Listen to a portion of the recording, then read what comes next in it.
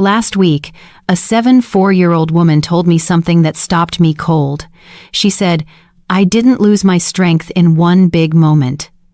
I lost it in tiny moments nobody warned me about. The day standing up from a chair felt harder. The day her legs burned halfway up the stairs. The day a simple meal felt too heavy.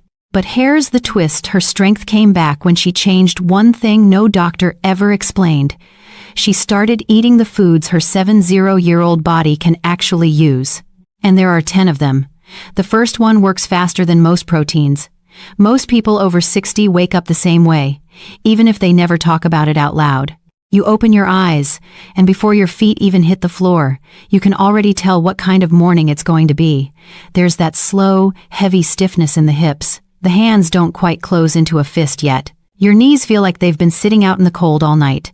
And when you finally swing your legs over the side of the bed, you wait just a few seconds because you're not sure if your body is ready to hold you. You stand, but it doesn't feel solid right away. Your calves pull a little, your lower back is tight. You take those first careful steps down the hallway, holding the door frame or the counter, not because you're fragile, but because your body needs a warm-up now. 20 years ago, you could wake up and move without thinking. Now, your body asks for a negotiation every morning. And for most people, the first thought is, well, that's age. But what if I told you that what you feel in the morning isn't simply age catching up to you? It's something far more specific, far more predictable, and most importantly, something you can influence. Here is the truth no one explains. The morning is the peak of inflammation in older adults. Overnight, your body goes through repairs, cleanup, and immune resets. But after 60, those systems shift. Instead of waking up refreshed, many people wake up inflamed. That inflammation makes joints tight, muscles weak, and balance unsteady. And that's why the morning is the hardest part of the day, not because you're old, but because your biology starts the day irritated, not restored. And once you understand that, something even more important becomes clear. Most people are stuck in a loop they never knew existed. You wake up stiff and sore. Because you're stiff and sore, you move less. Because you move less, your blood flow slows and inflammation rises even more. And the foods you reach for: quick breakfast meats, heavy proteins, pastries, coffee on an empty stomach, add even more fuel to that inflammation. The cycle starts all over again the next morning, only a little worse. This is the part almost nobody talks about. People think inflammation is something that comes from injury or illness. But in older adults, chronic, low-grade inflammation often comes from breakfast. The very first meal of the day can either break the cycle or lock you deeper into it. And that brings me to something many of you have asked in the comments. Why does eating meat in the morning feel heavy? Why does an omelet sit in your stomach for hours, but a bowl of fruit or a plate of greens feels light? It isn't your imagination. After 60, your digestive system doesn't produce the same acid levels it used to.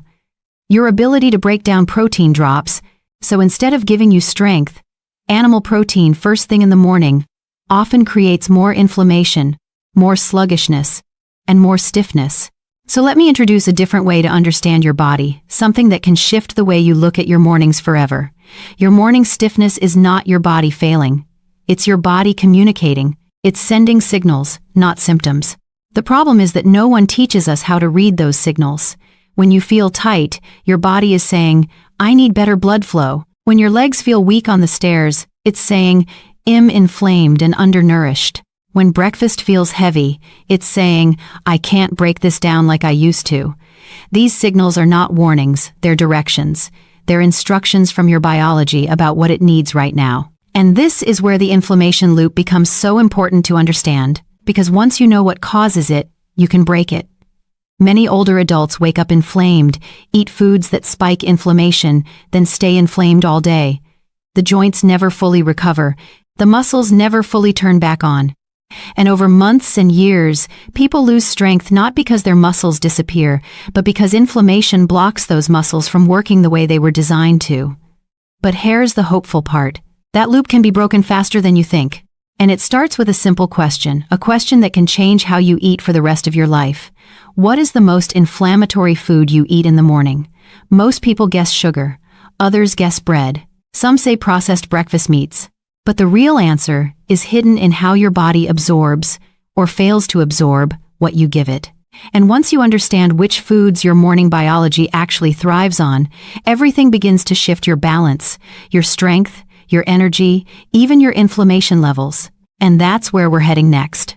Because the foods that reduce inflammation the fastest aren't exotic, expensive, or complicated. They're simple, they're accessible, and they support the exact systems your body relies on to start the day strong. But before we go there, there's one more piece of the puzzle you need to understand, the part no doctor explained, but every older adult deserves to know. There comes a point, somewhere after 70, when many people realize something unsettling. The things that used to work for them simply don't anymore. The same breakfast they relied on for decades doesn't give them energy. The protein they were told to load up on feels heavy now. The workouts that once made them stronger leave them drained for hours, and instead of bouncing back, recovery takes longer, sometimes days. Most people blame age. But the truth is more specific. Your biology shifts, quietly, steadily, and it changes the rules without warning. One of the first changes happens in your stomach. When you were younger, your digestion worked like a powerful engine. You could break down steak, eggs, chicken, no problem. But after 70, stomach acid drops significantly. And because acid is what breaks protein apart, less acid means less protein actually reaches your muscles. This is why so many older adults say the same sentence: I eat enough, but I still feel weak. The food is there, the absorption isn't. The next shift is hormonal. Your body depends on anabolic hormones' growth signals to tell your muscles when to repair and rebuild. But after 70, those hormones don't shout anymore. They whisper. They whisper so quietly that even if you eat the same amount of protein you did at 40, your muscles may not respond with the same strength or recovery. The signal is weaker, the response is weaker, and slowly, strength slips through the cracks. Then there's circulation. Blood flow is one of the most underrated forces behind muscle health. It delivers nutrients, oxygen, amino acids, everything your muscles need to stay alive. But nitric oxide, the molecule that keeps blood vessels open, drops sharply with age. With less nitric oxide, blood flow slows. Legs feel heavy. Walking uphill feels harder. You're not out of shape, your circulation is simply restricted. And finally, the quietest force of all: inflammation. Not the kind that makes a joint swell. The kind that lingers under the surface, day after day, eating away at muscle tissue, slowing healing, interrupting digestion, and making every meal feel like a coin toss between okay and uncomfortable. This background inflammation, left unchecked, becomes a constant weight dragging down every system you depend on. Put these 4 changes together: lower acid, weaker hormones, slower circulation, higher inflammation, and you get a simple but painful reality. The old strategies don't work anymore. The more protein, more meat, more reps approach becomes less effective, sometimes even counterproductive. And this is why so many people over 70 describe the same strange experience. Eating meat leaves them tired, but eating vegetables makes them feel lighter, clearer, more energized. It feels backwards. It feels almost wrong. But it's your biology telling the truth before your mind catches up. It's not that meat suddenly became bad. It's that your body no longer processes it the way it used to. To understand why, we need to zoom into one powerful shift that affects everything: your ability to absorb protein. Most older adults are never told what really happens to their digestion after 70. So let me paint a simple picture, one that will finally make this make sense. When you were 30, your digestive system worked like a strong blender. Whatever you put in: eggs, beef, chicken, your stomach acid broke it down into tiny pieces your body could use. But after 70, that blender's motor slows down. Not because you did anything wrong, but because acid production naturally falls by about 40%. And with less acid, protein stays in larger chunks. Larger chunks can't be used by your muscles. They pass through half broken, half absorbed, often leaving you bloated, tired, or uncomfortable. This is why so many people say, "I feel full, but not nourished," or "I eat meat, and it sits in my stomach," or "I feel more energized after a salad than a heavy breakfast." That is your digestion telling you, the rules have changed. And the consequences go deeper. When protein isn't properly broken down, your muscles receive less fuel. When muscles receive less fuel, they weaken faster. When they weaken faster, you move less. When you move less, circulation declines even more, and when circulation declines, inflammation rises even higher than before. This loop accelerates aging not because your body is failing, but because it's following a new script you were never taught to read. But here's the twist. None of this means your muscles can't grow. They absolutely can. What's changing isn't your potential, it's the strategy required to unlock it. And that strategy begins with understanding that your body is no longer looking for more protein. It's looking for foods that boost absorption, reduce inflammation, increase circulation, and support the hormonal signals you still have. Foods that get into the system without needing strong stomach acid.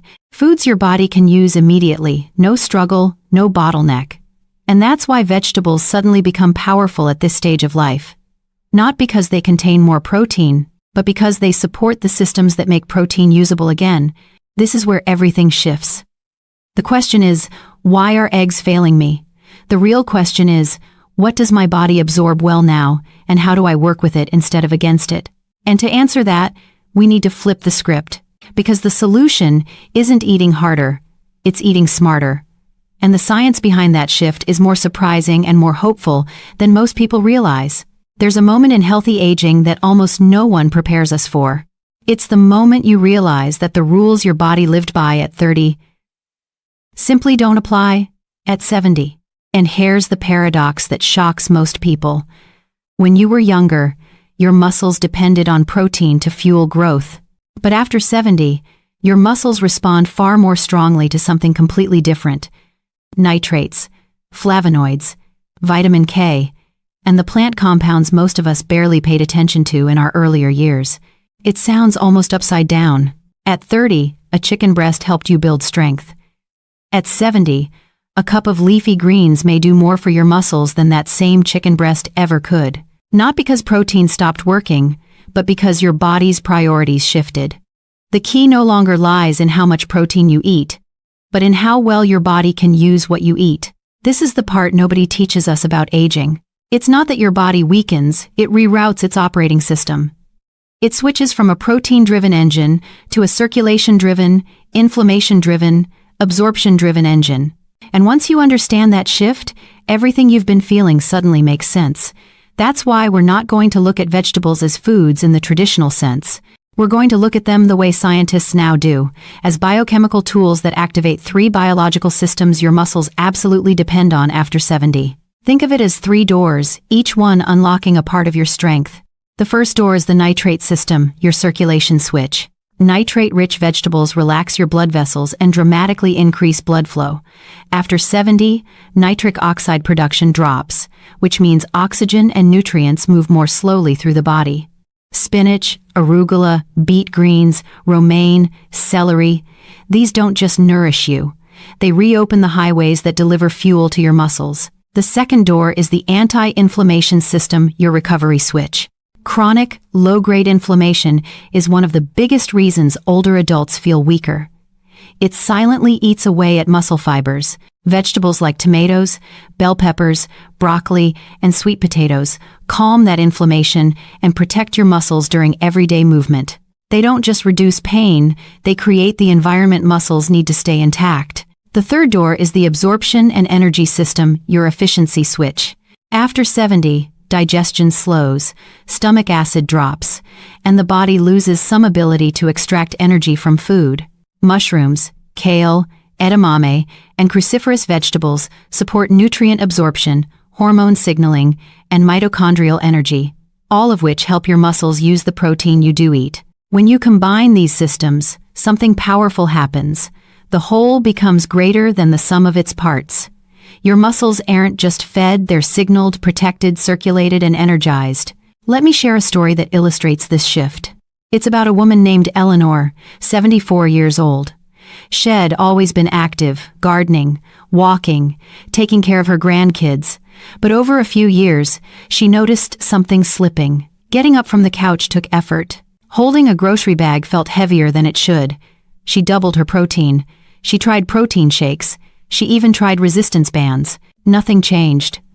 What finally made the difference wasn't more effort, it was a different strategy. Her doctor suggested adding 3 nitrate-rich and anti-inflammatory vegetables consistently for 4 weeks: spinach, tomatoes, and mushrooms. That was it. Not a long list, not a complete diet overhaul, just 3 simple additions.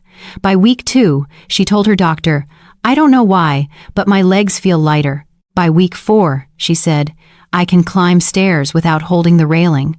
And by week 6, she said something that stunned even her doctor. "I feel like my body woke up." Because once her circulation opened, once her inflammation dropped, once her digestion improved, her muscles could finally respond again. The problem had never been effort. The problem had been strategy. But I know what many of you are wondering, because I've seen the comments 1,000 times. What if I have diabetes? What about gout?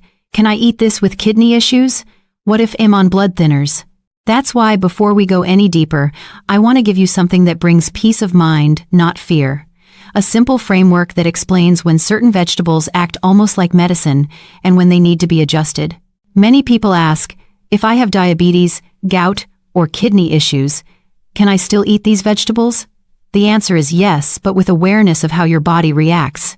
Nitrates aren't sugar. What matters is how much carbohydrate comes with the vegetable. Beetroot juice, for example, can raise blood sugar if you drink too much. But smaller servings, 4 to 6 ounces, give you circulation benefits without the spike. Spinach contains purines, but they behave differently from purines in red meat. If you're in a gout flare, reduce it temporarily. When stable, half a cup cooked is typically well tolerated. And if you're taking blood thinners, vitamin K isn't the enemy. Inconsistency is. Your medication works best when your intake of leafy greens is steady, not when it suddenly jumps up or down. Vegetables are powerful because they work with your biology, but the right adjustments make them safe and effective for your unique body. And now that we've cleared that barrier, the fear, the uncertainty, you're ready to see the full picture. Not a random list of vegetables. A structured map that shows exactly how each food unlocks a different part of your strength. Because when you stop thinking of these vegetables as side dishes and start recognizing them as biological keys, something shifts. You stop fighting your age. You start partnering with your body. And that's the moment real strength begins to return. No one ever teaches us how to age the right way. We learn how to grow up, how to work, how to raise families, how to push through stress. But when it comes to aging, most of us are left to figure things out alone. And because of that, many people assume weakness, fatigue, slower muscles, and longer recovery are simply part of getting older. But what if the real truth is this? We were never shown how to support a body that now operates under a completely different rulebook. Our generation is aging in a way no generation before us has. People are living longer, but we're moving less. Our diets have changed. Our daily environments are more sedentary. We spend more time indoors, more time sitting, and far more time in states of low, persistent inflammation. Our parents and grandparents didn't face this combination. They aged in a world where food was less processed, movement was built into daily life, and stress had a different shape. So when you feel your legs tiring quicker, when you feel your balance isn't what it used to be, when a simple walk leaves you more winded than expected, it's not because you've done something wrong. It's because no one taught us the biology of aging in the modern world. And without that knowledge, most people try to fight age with the wrong tools: more protein, more effort, more force, when the body is quietly asking for something else: alignment, circulation, anti-inflammatory nutrition, and steadiness. Once you understand that, something shifts. Aging becomes less about decline and more about updating the strategy. And one of the simplest, most powerful strategies is learning how to use vegetables not as random healthy foods, but as targeted tools that fit your unique body after 70. The goal isn't perfection. It's consistency paired with the right biological mechanisms. To make this simple, I want to break down the vegetables we've talked about into 3 easy groups. Think of them as categories you can rotate through based on what your body needs, what you enjoy, and what fits your daily routine. Group 1, the circulation boosters. These are your nitrate-rich vegetables: spinach, arugula, beets, beet greens, romaine, celery. They help open blood vessels, improve leg oxygenation, and give your muscles the delivery system they're missing as nitric oxide naturally declines. When your legs feel heavy, cold, or slow, something from this group can be a game changer. Group 2. The inflammation calmers. Tomatoes, bell peppers, sweet potatoes, broccoli, and other antioxidant-rich vegetables fall here. They reduce the low-grade inflammation that quietly drains strength from older adults. These are perfect for days when you feel achy, puffy, swollen, or stiff. Group 3. The absorption and energy lifters. This is the group that supports your digestion, mitochondria, and hormone signaling. Kale, mushrooms, edamame, cruciferous vegetables. They help your body use protein more effectively and restore the energy engine behind your muscles. Here is where aging gets easier. You don't need all 10 vegetables every day. You don't need complicated recipes. You don't need to overhaul your entire lifestyle. What you do need is a simple principle, something I call the swap rule for the 70-plus body. It works like this. If you can't eat spinach today, swap it with romaine or arugula. If tomatoes bother your stomach, swap them with bell peppers.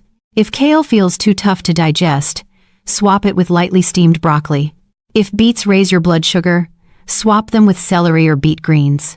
If edamame doesn't sit well, swap it with mushrooms for the same energy support.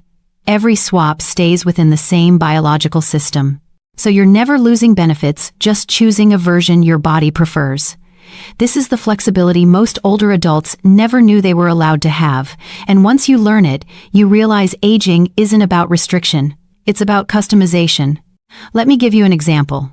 A viewer named Thomas, 76, wrote to us saying he couldn't eat kale because it upset his stomach. He assumed that meant he was failing the plan, but all he needed was a swap 2 cups of arugula 3 times a week. Within a month, he said his morning stiffness had improved, and he could walk his dog longer without resting. Not because he forced his body to tolerate something, but because he chose a vegetable that worked with his biology, not against it. That's the heart of healthy aging, not perfection, but alignment. You don't need strict diets, you don't need extreme programs. You don't need to get every nutrient perfect every single day. What you need is a steady rhythm, small, consistent signals that tell your body, I'm giving you what you need to stay strong. Strength after 70 isn't built by pushing harder.